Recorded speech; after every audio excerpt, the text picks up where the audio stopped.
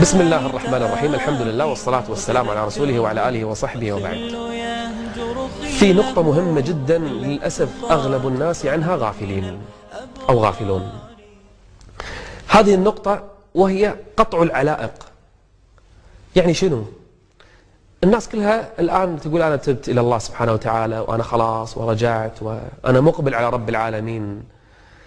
لكن السؤال، لو مات الإنسان الآن بهذه اللحظة، هل هناك تبعات عليه ولا ما عنده تبعات؟ شوفوا شنو أقصد.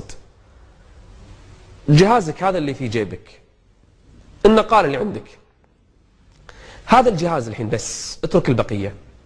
هل فيه شيء مما حرم الله؟ في صورة؟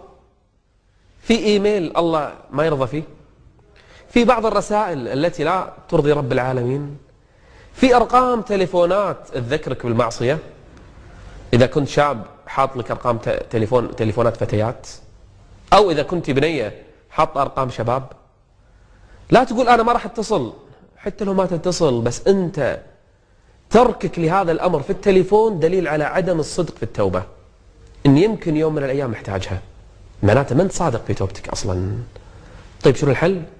الحين وأنت تسمعني فتش في تليفونك امسح الأرقام، امسح الرسائل، الإيميل كله الغي هذا الحساب اللي حاطه في الفيسبوك اللي للأسف حاط فيه بعض الأغاني أو بعض الأمور الجنسية أو حاط بعض الأشياء الخليعة. أخي الحبيب، تدري لو أن الإنسان قبض الله روحه هذا ما يوقف، هذا يستمر. إحنا المشكلة أن صلاتنا وقفت بعد ما نموت، قرآننا وقف، استغفارنا وقف، والسيئات ماشية والعداد يحسب.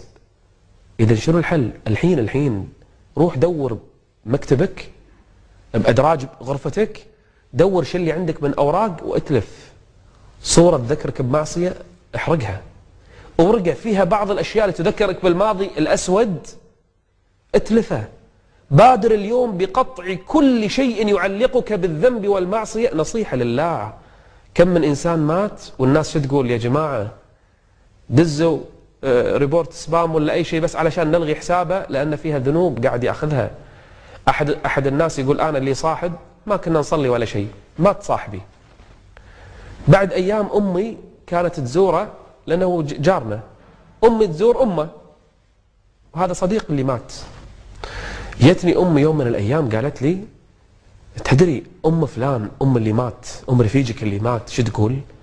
كل يوم تشوف ولدها يجي واحد على قبره ويبول عليه، أعوذ بالله، يبول على قبره، والأم خايفة مسكينة. تدرون شو يقول الشاب؟ يقول أنا أدري ليش.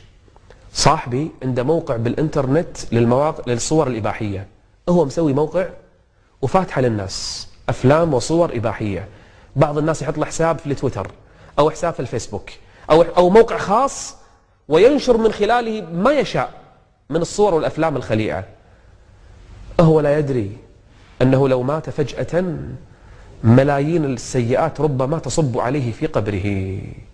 يقول هذا الشاب راسلنا الشركة علشان نقطع الحساب، ما قدرنا، ما عندنا الرقم السري، ما عندنا رقم حسابه علشان نلغي هذا الموقع الفاسد.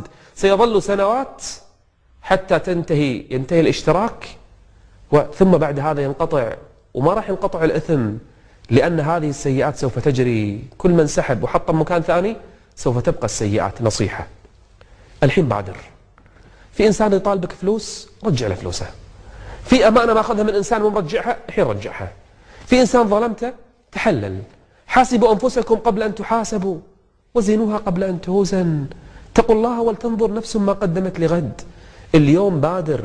أخي الحبيب، أختي الفاضلة، لو عندنا أي شيء بتليفوننا، باللابتوب، بجهاز الكمبيوتر، بالدرج، دفاترنا، بغرفتي، بأي مكان، أنا ما يخلص اليوم إلا وقد قطعتها كلها واستعديت للقاء الله سبحانه وتعالى. بادر بقطع كل شيء ولتكن التوبة نصوحا.